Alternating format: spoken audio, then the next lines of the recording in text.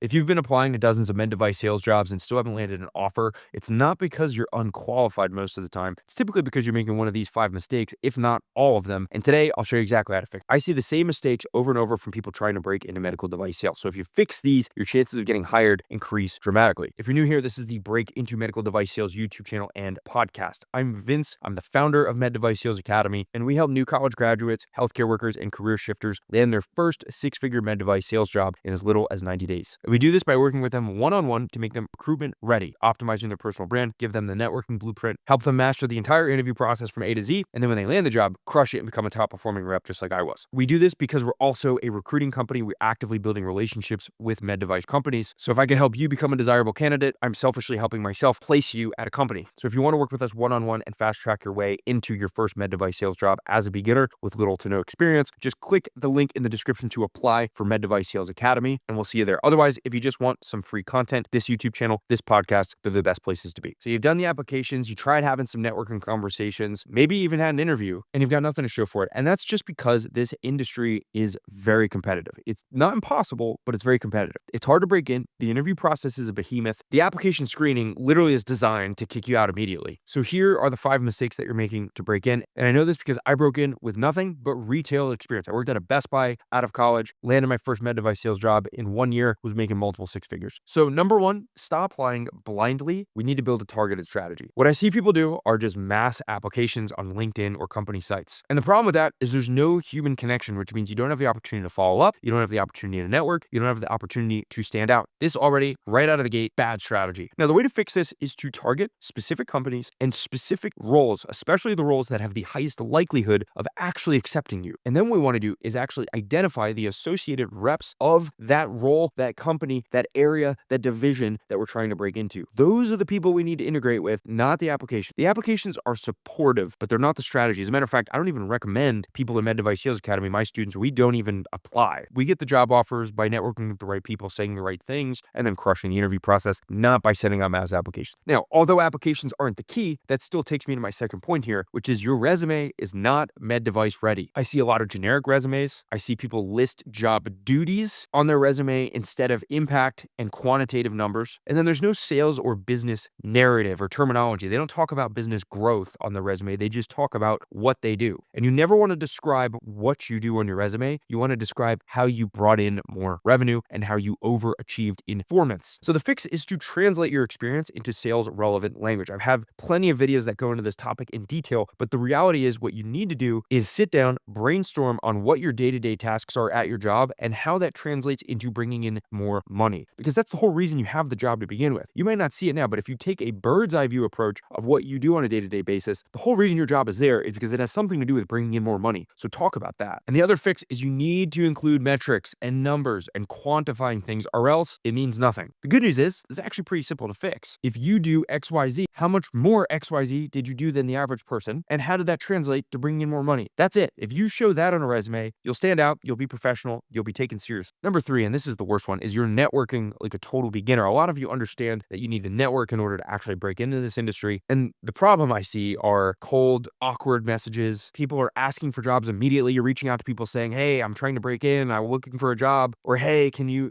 I please interview? Please, for the love of God, never do that. And they don't provide any value. They don't provide any curiosity. There's no real intrigue for people to want to even respond. Now, the fix here is the relationship first approach. When you reach out to people in the medical device sales industry, you do not ask for a job. You ask to learn. You ask to learn about them. You ask to learn about the company, the product, how they broke into the industry. Ask good questions. Be a professional. Position yourself as coachable and as somebody that's willing to learn as much as possible to be as prepared as. And guys, be prepared to do this a lot. I swear to God, if you told me that you sent out 5 messages and that you didn't land a job, I'm not going to respond to you. Be prepared to send out hundreds. Now, if you follow the things that I tell you and then you actually do make it into the interview process, problem number 4 is that you're unprepared for the interviews. The medical device sales interview process is a gauntlet. It is designed to weed you out. Anywhere from 3 to 8 interviews will take place, and they will get as intense as you having to do a full-blown presentation in front of people that are trying to disqualify you. Now, fortunately, it's predictable, and if you have the right system in place, you can ace this interview process. But the problem that I see are people give surface-level answers. They have a really weak understanding of the role and the company and the product and the competitors and how to specifically talk about how they will integrate themselves in. This is one of those interview processes where you need to actually be an industry expert expert in order to stand out. And then even more than that, you need to understand the company and the product very, very well. So here's how we fix it. Structured storytelling. You need to be able to talk about why you want to break in, what makes you different, and what makes you a valuable candidate. This is huge. It's going to come up a lot during the interview process. And then the other fix is having really good assets. I'm talking a 30, 60, 90 plan that is actually good and structured to make sense, and having a business territory plan. You need to be able to talk about exactly how, when you get into the role, what you're going to do, who you're going to target, what you're going to say, and what your plan of action is. Now, here's a ninja hack. You can get the answers to this test by doing the networking part properly. And then the other fix is confidence without arrogance. They hate the cocky guy. They want the confident but coachable guy or gal. The interviews are actually not about perfection. It's just about preparedness. And now, number 5, and the 5th biggest mistake and fix, is that you're treating this like a job search and not a career move. You're not being consistent. You're not actually putting forth urgency, and you're not doing diligent follow-up and accountability. Sales is one in the follow-up, so are jobs. So the fix is that you've got to treat this like a professional transition. You have to have weekly activity targets, people that you reach out to, conversations that you have, so on and so forth, and you need to take this seriously. Now, the fastest and most efficient way to break into medical device sales is through proper mentorship and guidance. That's what Med Device Sales Academy is all about. But the reason why these 5 things are super important is hiring managers, they're overwhelmed with like really crappy candidates. And by doing these things, it shows you're coachable, you're mature, that you have long-term potential. So guys, again, if you're looking to get one-on-one guidance and land your first 6-figure med device sales job in as little as 90 days, we built Med Device Sales Academy specifically for that. We'll coach you, we'll guide you, we'll get you in so you can start making multiple 6 figures in a career that allows you to thrive. So if you're interested in applying to Med Device Sales Academy, just click the link in the description of this podcast and or video. Otherwise, if you just want some free content, this channel is built specifically towards everything for those looking to break into medical device sales or just make a great living in high-paying sales industries.